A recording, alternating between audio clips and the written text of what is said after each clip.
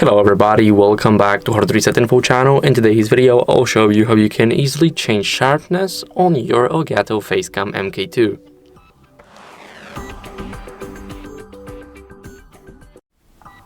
So first, what you guys need to do is open up the Camera Hub, which is an app especially designed for ELGATO cameras. Now go over to the device and make sure that the input is set to our Facecam MK.2 and scroll down until you see picture. Here, right at the bottom of those settings, we have sharpness, and here we can easily change it or adjust it by holding our leftmost button and sliding it left or right.